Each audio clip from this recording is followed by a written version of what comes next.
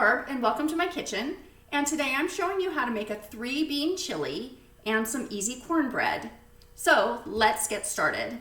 As always, I have the recipe that you can download from the comments in the video, and you can also find it on my website at eatforhealthllc.com. So give me a visit. Okay, we are going to start with, for 3-bean chili, I've got my skillet, my electric skillet, but you could do this in a big pot on your stove. So I like to cook with low sodium vegetable broth, and I'm going to start out by sauteing 1 onion, about 1/2 cup of carrot, a few garlic cloves, and a teaspoon of cumin. We're gonna get that going first. So I'm gonna get a little broth just so my onion doesn't stick. I'm gonna keep that handy just in case I need it. So let's get our onion in there. I used yellow onion. You could use red onion. Any kind of onion is fine. I feel like I have a lot going on here. My carrot, I like to get that going because we want to give that plenty of time to cook. And let's do our garlic. I'm gonna press a couple of cloves. I have about 3 cloves. If you're a big garlic fan, you could add more, you could add less. Got our garlic cloves, and then a teaspoon of cumin. This is gonna smell really good. Okay, and I can tell I already need a little more broth. So you wanna have about 1.5 cups handy, just in case. So I'm gonna stir that around. We're gonna give that a chance to get started.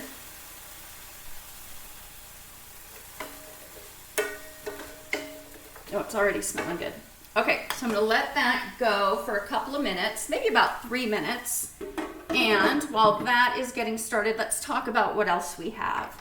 So this is a 3-bean chili. So I have drained and rinsed a can of black beans, a can of red beans, and a can of Great Northern beans. And I like to rinse my beans because we're going low sodium at our house. I have low sodium vegetable broth. We're watching our blood pressure and our heart health. So I rinse the beans, but we're gonna add lots of flavor and other liquids. So you don't need to worry about, lots of times you can cook with the bean liquid, but we just don't. I have one of those large cans of crushed tomatoes. You could use diced if you want it to be a little more chunky. I have 1 green pepper chopped. You could use red pepper. And then I'm also adding about 1 cup of frozen corn. Now chili's one of those things, I like to make it at the end of the meal rotation, and if I have any vegetables left over, I will just throw them in. I can put zucchini, you can put mushrooms, broccoli. That's the great thing about chili, is you can throw in all sorts of things. Okay, so this is starting to look good. Stir that around. And now I'm gonna add let's do the tomatoes next because we'll get some liquid in there. I'm gonna add in my tomatoes.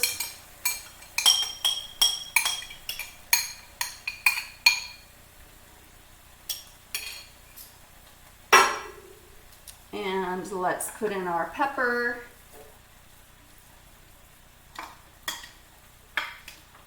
You know, chili's one of those things, really all you need is a can of tomatoes, a can of beans, and some seasoning. And chili is such an easy meal to make. I'm gonna put in my beans. Beans are awesome because they are packed with nutrition and fiber. I'm doing a preventing diabetes class, and we talk about eating lots of plant-based foods, lots of beans. Fiber is such a great friend. You want at least 40 grams of fiber if you can do it. And then my cup of corn.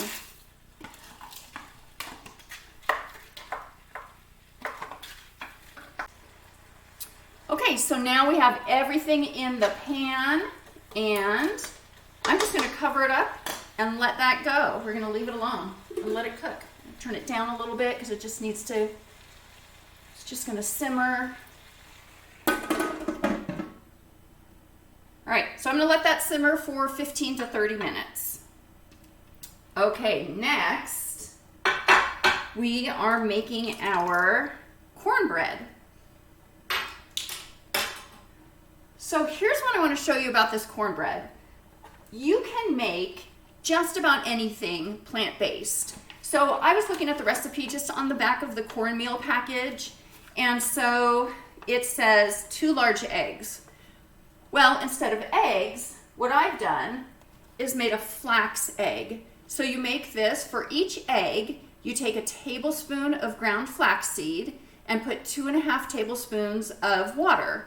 And you just mix it together and let it sit for a few minutes, because really the egg is just a binder. So the flaxseed does that same job. Now I'm not getting all the extra fat, saturated fat and cholesterol, but I'm getting some good omega-3s and some fiber and some other great things.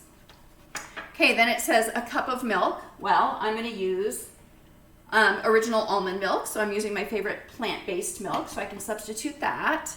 Then it asks for a 1/4 cup of oil. Well, instead of oil, I am going to put a 1/4 cup of mashed banana. Works just as well. It's going to add a little bit of sweetness to it. And then we have a 1.5 cups of the cornmeal. It calls for a cup of all-purpose flour, so I'm using whole wheat flour.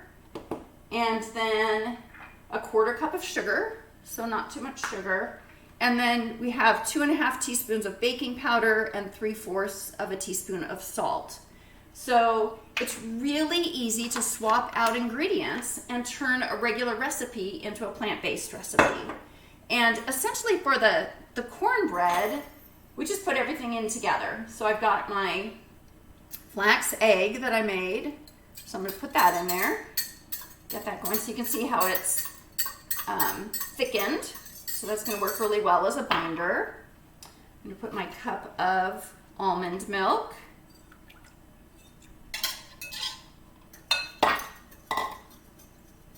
And let's do our mashed banana. It was just about an entire small banana to make a 1/4 cup. We have a cup of whole wheat flour, 1.5 cups of cornmeal,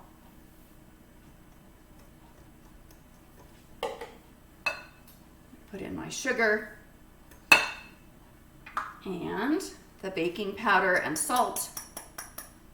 And then I have a little bit extra almond milk just in case it seems too thick. So now I have my oven preheating to 450, and I have an 8x8 dish that I've lined with non-stick foil. And that's looking just a tiny bit thick, so I'm going to put a little more almond milk in there because we want to be able to pour it into the pan. Whisk that around. So this is going to bake for about 20 to 25 minutes. So I'm going to put it into my pan, and that's going to be really good. So we'll have that with our chili. So now I'm noticing that as my chili is cooking, let's check back in on it. I like mine to be nice and thick so it doesn't look like it needs any more liquid. But I'm realizing that I forgot to put in my chili powder, so we need 2 tablespoons of chili powder. So let's add that.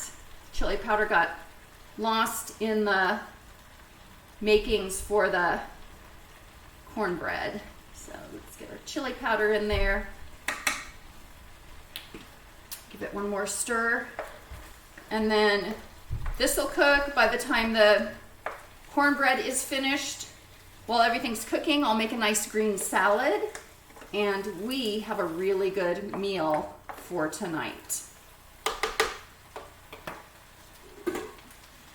All right, I'll see you when everything's done. Okay, the cornbread cooked for 25 minutes at 450, and I've made a tossed salad while it was cooking. When I use the banana instead of the oil and whole wheat flour, the cornbread comes out a little more dense, but it's still delicious. So, and I feel like I can feel good about eating this because it doesn't have oil in it. And then the chili is ready. It's chunky. It smells really good. It's got nice tomato in it. So this is going to be a fantastic meal. I hope you make it. Let me know. Leave me a comment. And find me at eatforhealthllc.com for more plant-based inspiration. And subscribe to my YouTube channel. I have lots of other recipes. So I will see you soon. Thanks for stopping by.